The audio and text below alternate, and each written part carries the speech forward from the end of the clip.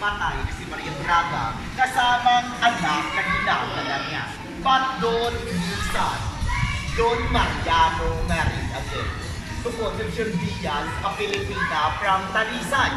Hindi pa na kung dito sa 10, binungkungan pa ng 3. So all in all, Mariano had 13 children. Out of 13, ang youngest si second wife recently nang namatay. Huwag mo tingnan. Cecilia Lacson Misa, she passed away last September 7 of 2011 at the age of 93 years old. It means wala na siyang anak na buhay. Pagkakataon ko nang makuha ang property. Si Don Mariano, isa sa mga nagmamayari ng pinakamalawak na sugarcane plantation dito.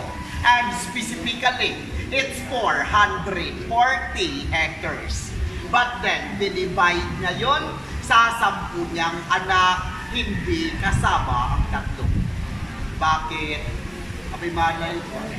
During that time kasi, ang pinaprioritize lang daw is the first family. So yung 10 rin naghati-hati to be fair, 3 lulats or nagbulutan lang sila.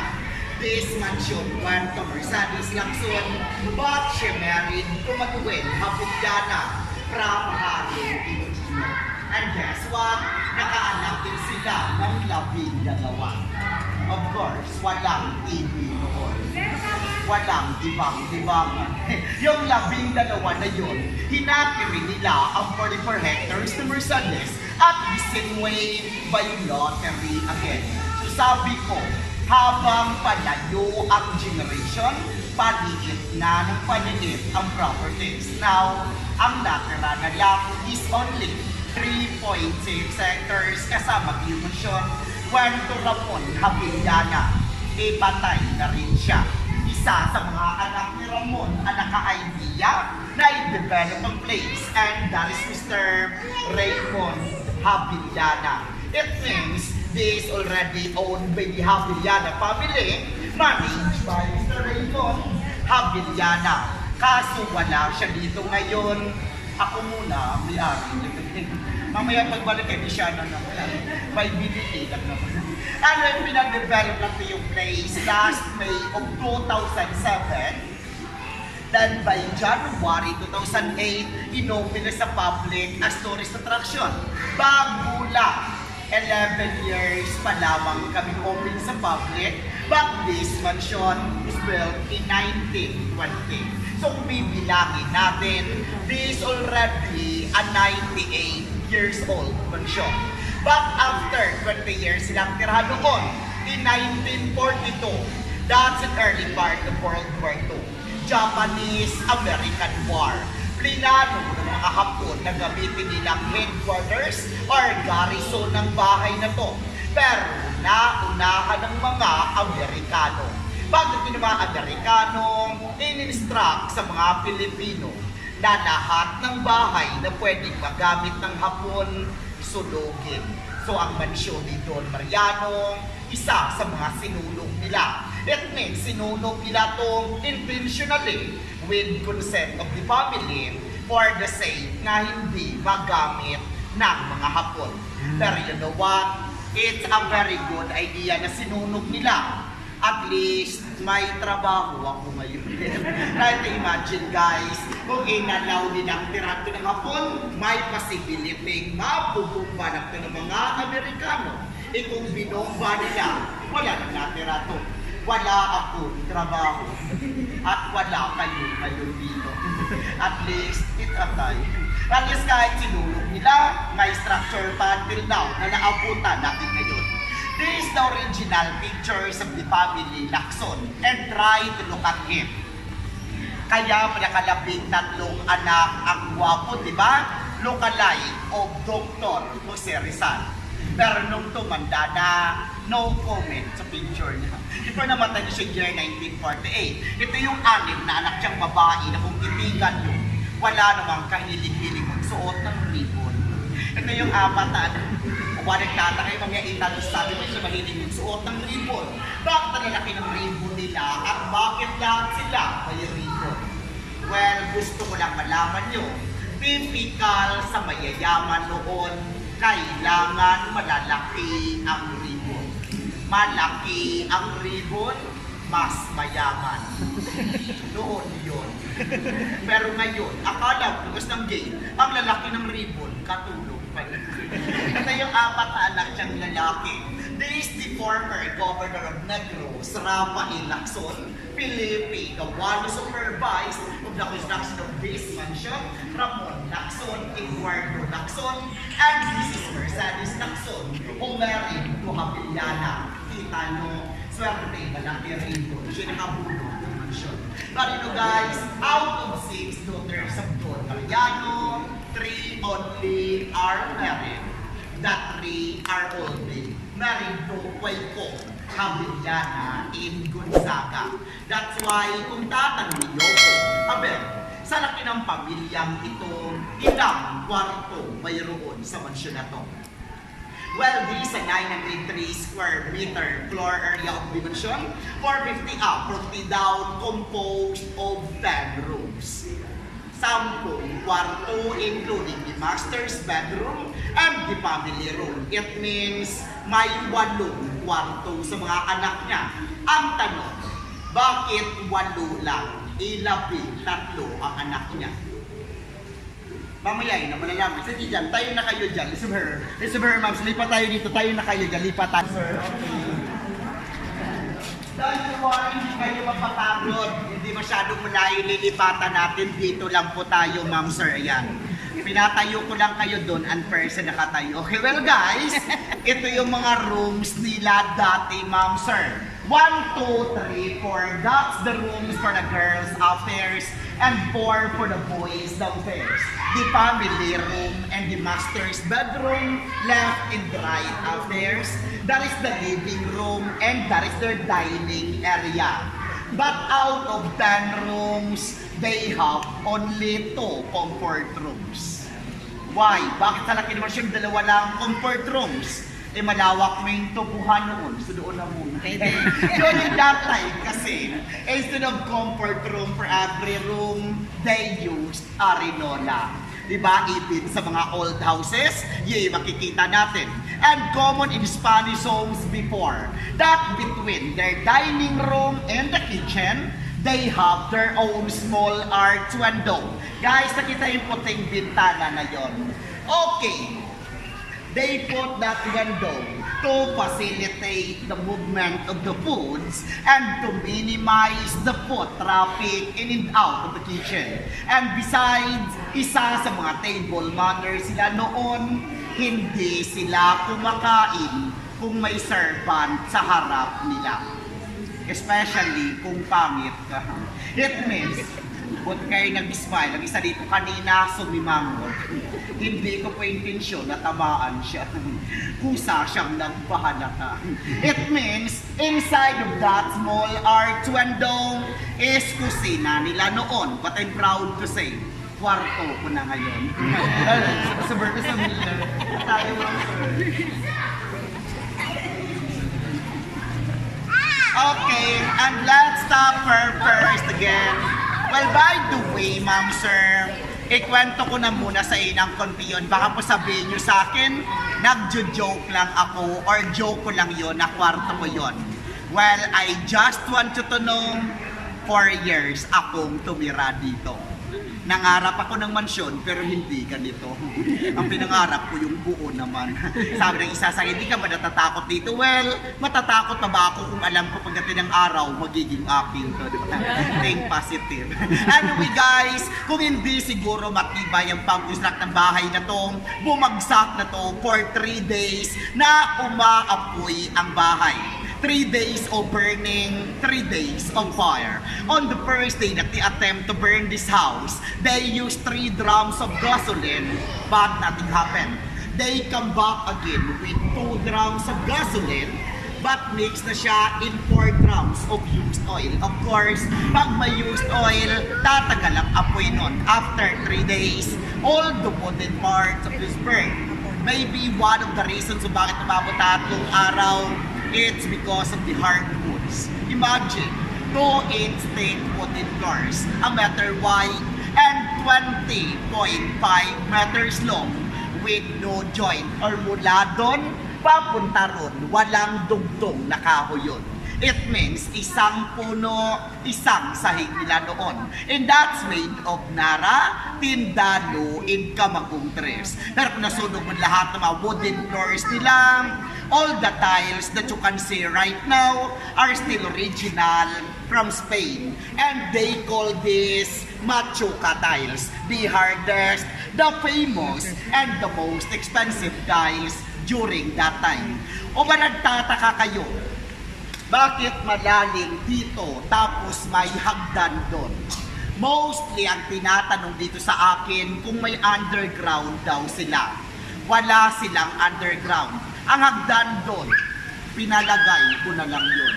Noon, wooden floors to dito, kalibil lang sahig na to. And common pala sa mga old houses na kapag wooden floors ang bahay mo, may ventilation sa ilalim. Kasi yan yung way nila kung paano mag-preserve ng mga wooden floors. Try to imagine, kung nakalapat yun sa lupa, madaling magmumoist, madaling anayin. Kailangan angat or halo lang sa ilalim. And besides, sa laki naman siya na to, wala silang aircon, walang electric pan noon. Between sa woods, may gap, doon dumadaan ang hangin. And take note, kahit gaano kalaki or kaliit ang bahay mo, kung may ventilation sa ilalim, malamig pa rin sa loob. By the way, that is the main entrance of the mansion, and that is the side entrance. Facing their side entrance is their original staircase going up and obviously going down. Gusto mo yan dyan? And dyan yung makikita yung Belvedere na tinatawag nila. Please guys, itanong nyo lang sa akin kung ano yung Belvedere. Ano yun? Huwag nyo na pa-spell sa akin. In fact, dalawa yung pagtawag nila nun, either Belvedere or Belvedere.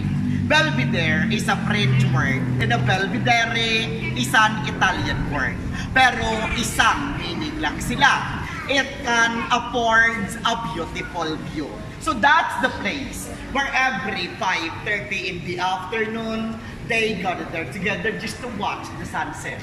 And dyan tatayo si Don Mariano at sasabihin, lahat ng matatanaw ko ay akin. Naniniwala kayo doon? As far as your eyes can see, ako naniniwala din ako doon. Pero unfair lang isipin yun. Kasi kung yun na yung basya ng pagkuha ng properties noon, lahat na makikita mo ay sa'yo, di swerte ng mga duling.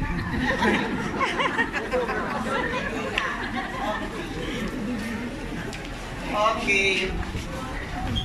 Okay, let's stop her first again, ma'am, sir. Well, by the way, isa sa mga nagpapatibay ng structure ng bahay na to, okay, everyone, I want you to try to run your hands to the posts and walls of the mansion and you will feel like a marble or napakakinis nga. Try mong hawakan. Sabi nila, bakit daw ganyan kakinis? Eh, ikaw ba namang araw-araw kung pahawakin, talagang kikinis. Bakit daw ganyan kakinis? Ang sikreto kasi dito before maniwala kayo sa hindi, ang finishing ng buong mansyon, instead of tubig na ihalo sa semento, they used egg whites or puti ng itlog. Naniniwala kayo doon? Okay, para clear tayo. Sa mga naniniwala, ipagpatuloy nyo lang. Sa mga hindi naniniwala, pariho tayo. You know what guys, nag-search ako dito, frankly speaking, di naman talaga ako naniniwala na made of egg whites ang bahay na to. Sinong maniniwala, eh kahit eggshell, wala akong nakita. And besides guys, ako kasi yung klaseng tao na kapag hindi ko nakita, di ako maniniwala. But then, I realized, ang pangit pala na kung ako yung magkukwento, tapos ako hindi ako naniniwala. So ang ginawa ko, naniwala na lang ako. So I made my own research kung bakit egg whites ang ginamit nila. Tama kayo.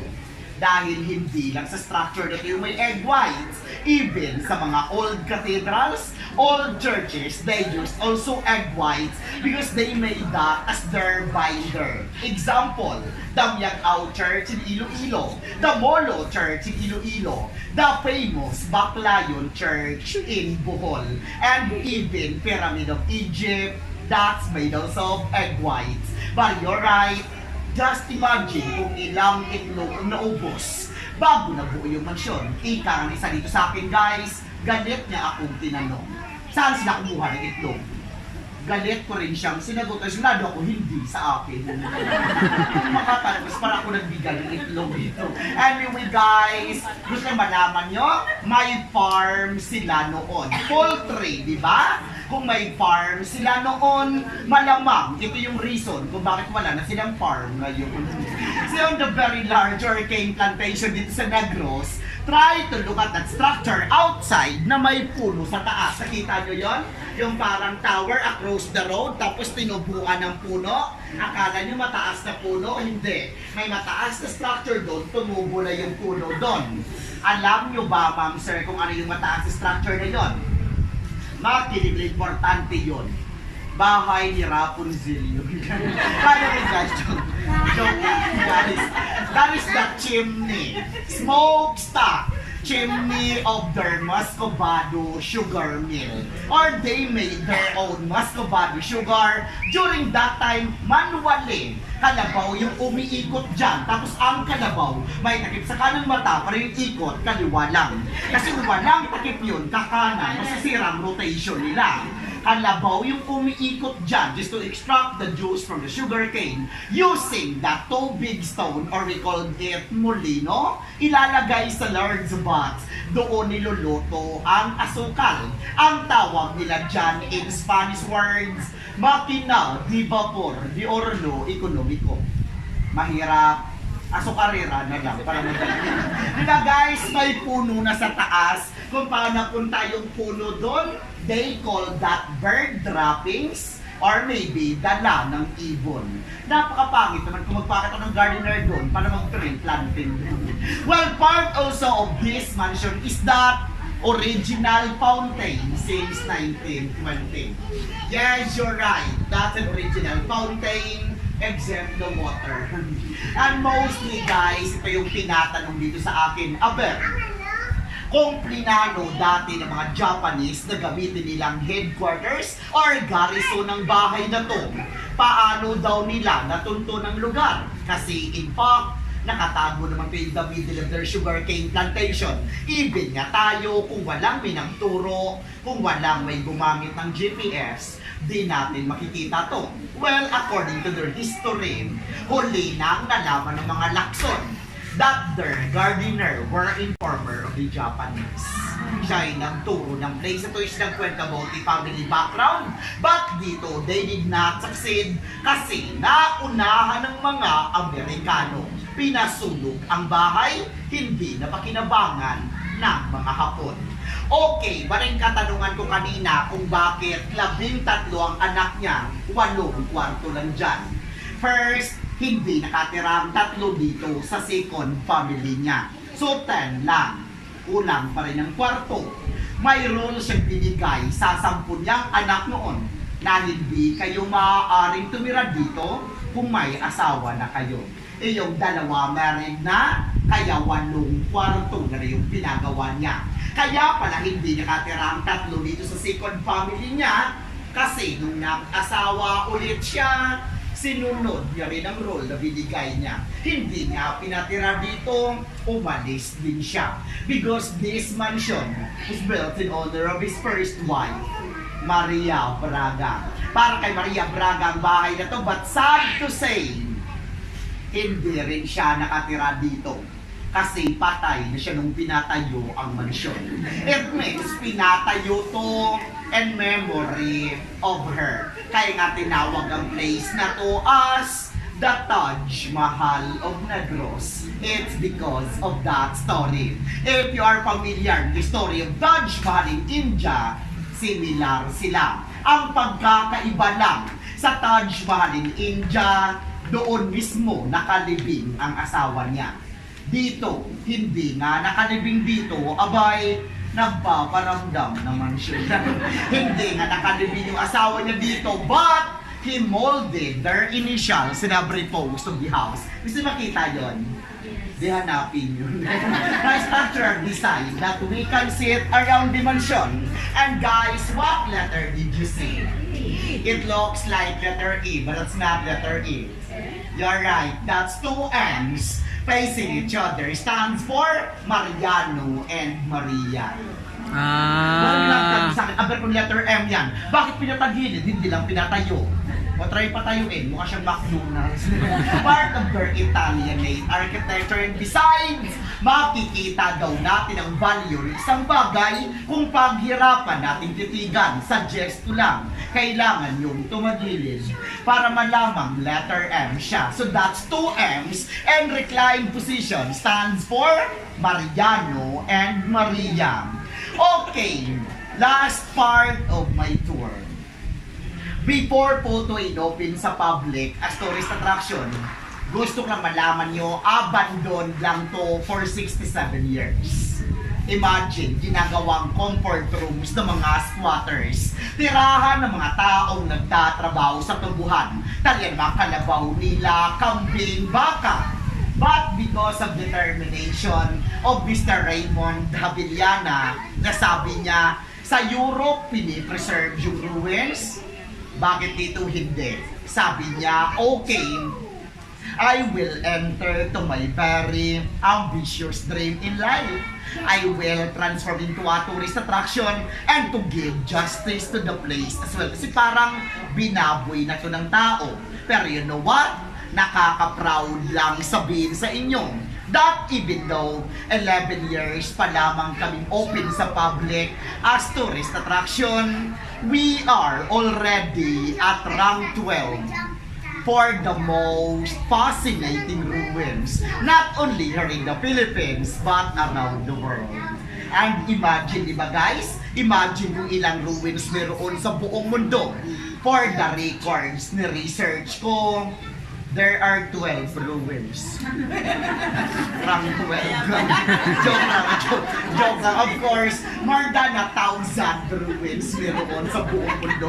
But being at rank 12, nakaka-proud sa Pilipino na may isang nasama. And recently, already awarded or declared by the PICE or Philippines Institute of Civil Engineers as the best landmark in the Philippines. We're also recognized by the UAP or United Architect of the Philippines, and last December 1 of 2016 we won an award from Choose Philippines Awards as the best destination in the country and heritage sites category. Bali guys, nakuha namin yung mga awards na yan, naabot lang naman namin yan not only because of us na nagtatrabaho dito, but because of you also. Take note, hindi naman ito magiging best landmark, hindi naman ito magiging best destination kung salita ko dito walang katao-tao. That's because of you yun, and we're thankful for that. But before I end this tour, I would like again to introduce myself. My full name is Roger Lacson, but I'm not related in this family because my Lacson is L-A-K-S-O-O-N. I'm just the local version of the family. Maybe kung may-ari nito, apo sa tuhod, ako na ang apo sa ingrown. Alam ko ang ingrown tinatanggal. Pero gusto malaman nyo, ang ingrown bumabalik. Tanggalin man nila ako, babalik at babalik ako. And now, part of the development souvenir shop pa sa Lubong Center and the restaurant over there. Now sir, I am inviting you to visit our restaurant because I am trying to burn that one. Hey guys, I invite you to write your name. There's a guest book namin later because by end of this month, good luck guys, irarapol na namin yan. Sana dito naman galing yung third batch na mananalang pa-premyo namin dahil ang first prize namin ay unang tao na pakitaan ni Don Maria. Wala naman talaga first prize dyan. Jackpot prize lang meron kami. And dahil mahilig tayong mamasyal, mahilig tayong gumala, pinag-isipan ko ng maigi yung magiging jackpot prize namin. Dumaan sa maraming proseso. Guys, good luck. Because our jackpot prize is trip to Hong Kong. Wait, lakarin nyo lang. In fact, guys, may nanalo na hanggang ngayon nasa Batangas. By the way, before I formally and totally end this tour, I would like again to introduce my real name. My real name is Roger Lucero, the Pinoy Big Brother 737 third big placer, and now I'm signing off. Thank you. Well, by the way, guys, I will take this opportunity to accommodate questions. Baka may makatanong dito na, Kuya, anong oras kayo nagsasara? So yung tanga, walang pintuan to. Ano sarap po. Guys, ang iba dito, masakit magtanong. Kuya, araw-araw ba may tao dito? Mukha ba akong hayop? But guys, for those who wants to know kung pwede nyo itong i-rent out for your events, yes. We accommodate all occasions except Boreal. Pwede Dibu anniversary, you can rent out for exclusive questions. Baka mamaya may magtatanong na naman dito, Kuya, parang napanood namin to sa TV. Parang ginamit sa isang teleserye. Parang ginamit sa isang movie. Yes, last 2014 na teleserye Ikaw Lamang nila Coco Martin and Kim Chiu. Dito sinot yon. The recent movie of Liza Soberano Riquel, The Everyday I Love You, may part na kinuha dito. The old movies like The Oro Plata Mata, Maruha, Unfaithful Wife, may mga part na kinuha dito. Okay, ma'am, sir. Speaking of the show, watch out of my upcoming show. Malapit na. Sana supportahan nyo rin po sa Soko. Ako yung suspect nila doon. Ako yung suspect doon sa mga taong maraming tanong sa akin. Do you have any questions, guys? Okay, nagkakalinawan tayo. Oh, well, guys, if you have any questions more, just take your camera or cell phone, take a picture, take a selfie, and enjoy the place. God bless. Maraming salamat. Thank you. Salamat. Thank you. Maraming salamat po. Thank you, ma'am. Salamat.